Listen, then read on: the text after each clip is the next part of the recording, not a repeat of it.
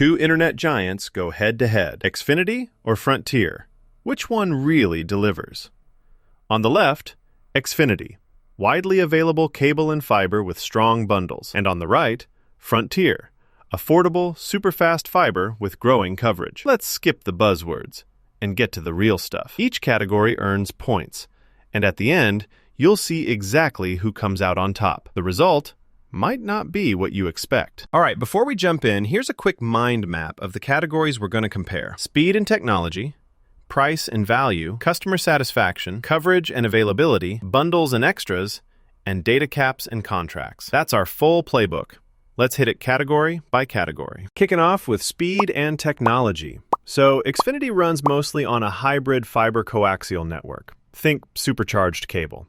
Most folks get up to 2 gigabits per second, but let me tell you, they have this wild Gigabit Pro plan, up to 6 gigabits per second, but honestly, you'll need to live in one of their chosen few neighborhoods to get it.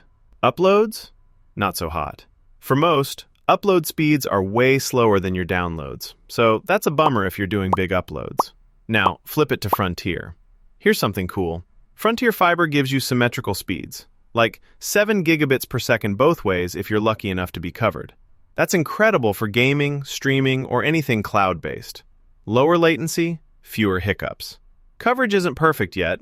DSL fills some gaps, but it's just not the same. Anyway, for pure speed and tech, honestly, Frontier takes this one. All right, let's talk price and value. With Xfinity, you can start cheap, especially if you're in a cable area. Plus, they love a bundle. It's like their trademark. But don't get too comfy. Prices go up, sometimes a lot, after your promo ends.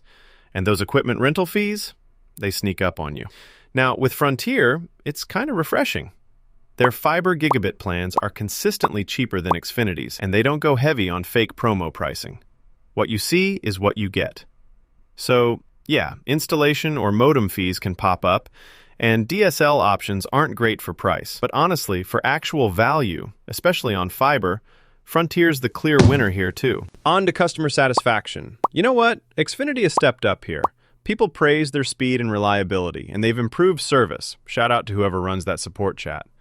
That said, there are still reports of outages, and folks aren't loving those price hikes. Frontier is kind of a mixed bag. Fiber customers are pumped, super happy with the speed, uploads especially. DSL users, though, not so much. Plus, expansion hiccups, like delayed installs, bring down their overall score a bit. So, Xfinity actually nabs the win here for satisfaction. Oh, and here's something cool. Did you know fiber internet can give you upload speeds just as fast as your downloads? Makes backing up files, cloud gaming, all that stuff feel instant. Wild, right? Next up, coverage and availability. If you want the biggest footprint, Xfinity's your jam. They're basically everywhere. Cities, burbs, even some rural spots. You won't have trouble finding them, but for the absolute fastest speeds, still gotta live in the right zip code. Frontier's pushing hard with their fiber rollout, which is awesome. But right now it covers about 40% of their service area, and it's not nationwide.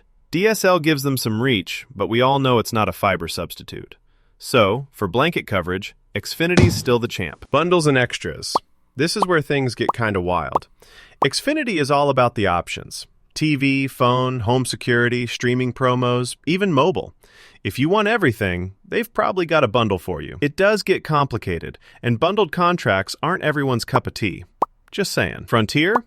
Way more chill. Simple internet and phone bundles, plus no data caps, which is sweet. But no TV in a lot of places, and extras overall, pretty slim. So, for bundles and bonus stuff, Xfinity wins again. Last up, data caps and contracts. Honestly, good news. Both Xfinity and Frontier give you unlimited data on most plans. No contracts required for internet, but if you do want a contract with Frontier, you might score a reward card for signing up. So, nothing majorly bad here. Let's call this one a tie. Let's lay it out visually. Frontier absolutely owns speed and price, but Xfinity punches back with coverage, bundles, and customer satisfaction. Data caps? Dead even. Makes the whole race way more interesting. Here's the bottom line. If you can get Frontier Fiber and you want speed plus value, go for it. But if you need reliable service, sprawling coverage, or you're all in on bundles, Xfinity is your safer bet for 2025. Hey, if that helped you out, don't forget to check your address for deals. See if Frontier or Xfinity can hook you up with something new.